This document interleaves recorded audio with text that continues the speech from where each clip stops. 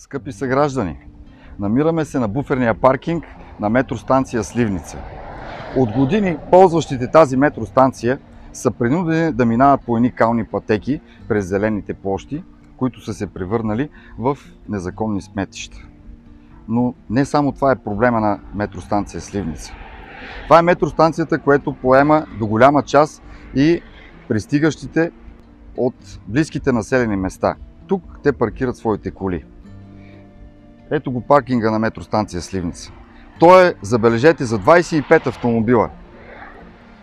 Ставаме свидетели от години на неглижиране на паркирането на автомобили в активната лента за движение на булеварда. Стотици автомобили в момента има паркирани в тази активна лента. От месеци се задълбочи проблема, свързан с безопасността на движението. Аз не смятам, че общината прави всичко възможно да се намеси адекватно при разрешаването на този въпрос. Има начин, чрез разширяването на буферните паркинги на метростанциите към прилежащите територии.